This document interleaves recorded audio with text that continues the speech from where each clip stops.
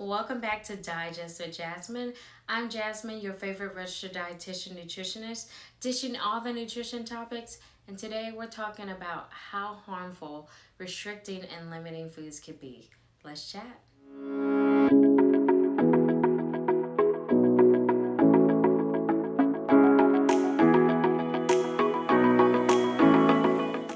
How many times have you went on a diet and it consisted of you restricting or limiting foods or an entire food group?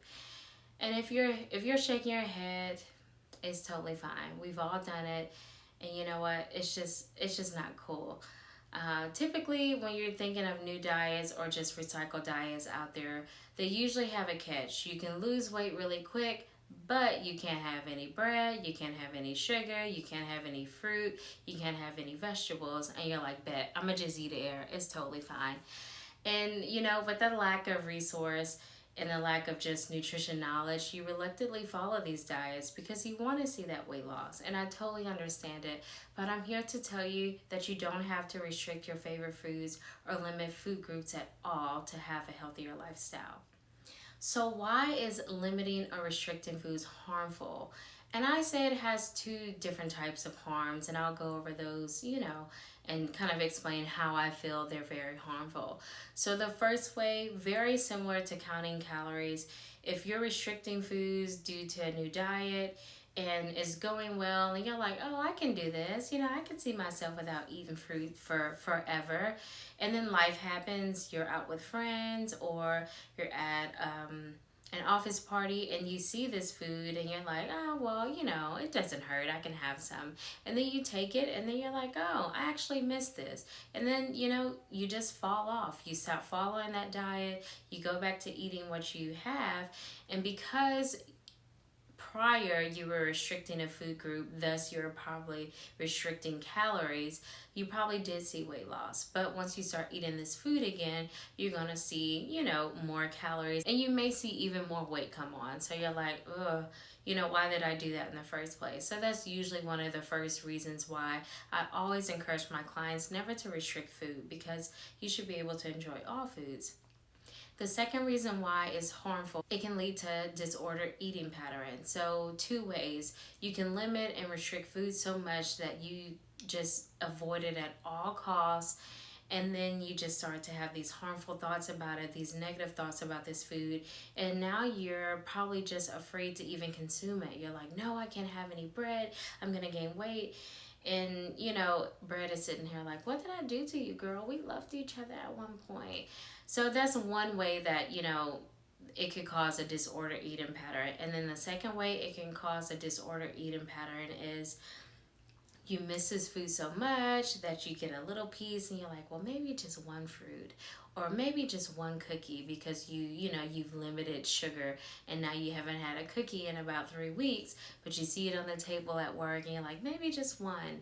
And then 2 hours later you've probably eaten about 40 cookies. You've binge eat.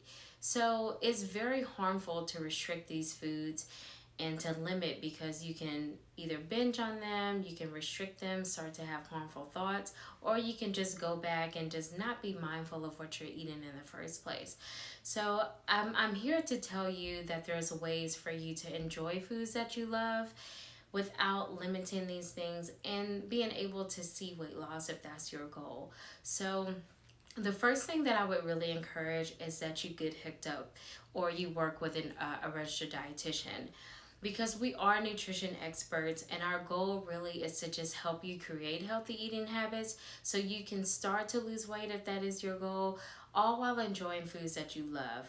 And when I see a lot of clients, that's something that we talk about a lot is, oh, I really love that, I still get to eat my favorite foods, and you don't make me feel like I can't have Oreos. Y'all know a girl loves Oreos.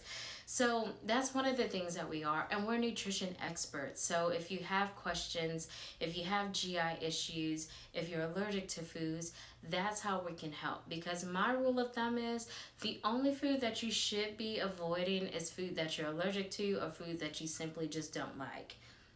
And for me, I don't like unseasoned food. I don't do that. The second thing that I would really encourage you to start doing instead of restricting your foods and limiting is just assess your eating habits. And I always tell my clients, get yourself a really nice food journal or use an application on your phone, what you ate that day, how you felt.